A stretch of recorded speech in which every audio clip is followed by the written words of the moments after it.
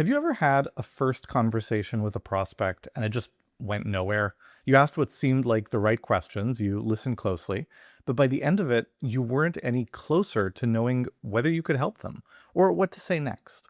Maybe there was even that awkward silence that everyone hates. When that happens, it's common to look at the prospect and assume they weren't ready or they weren't a fit.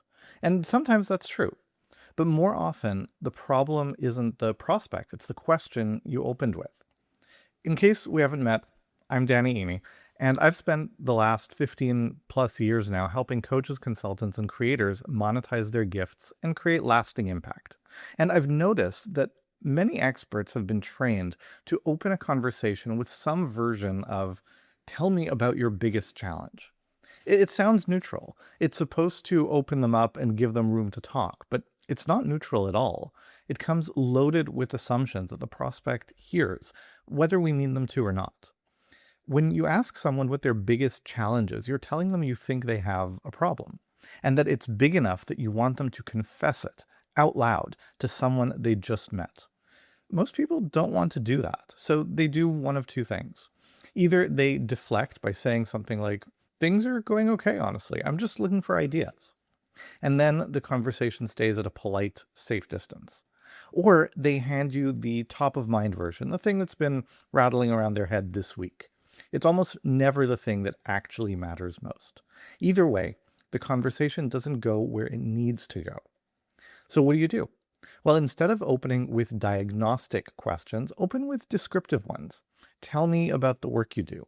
Who do you typically work with? How do people usually find you? Walk me through the path from stranger to signed client. These kinds of questions aren't asking them to confess anything. They're asking them to describe. And people are much more willing to describe what they do than to admit what's broken about it, at least to a stranger. Here's what's interesting though. As they describe, the gaps start to show. You'll hear them describe what they offer, and separately, you'll hear them describe what their clients actually move toward. Almost always, those two things are a little bit different. The thing you were trying to extract with what's your biggest challenge is sitting right there in the gap between those two descriptions. Except now it's showing up on its own, and they're telling you about it without feeling like they're being cross-examined. When you hear that gap, the move isn't to pounce. It's to ask one or two more descriptive questions to be sure. The answer that matters is almost never in the first thing they said. It's usually in the second or third. So you want to shift your posture, figuratively, of course. Stop extracting and start listening, really listening. Ask two or three more descriptive questions than you think you need to. Stay curious about how things work inside their business, not just what hurts. Change the question, and almost always the conversation starts going somewhere. I hope this perspective shift helps things for you. Let me know your thoughts in the comments.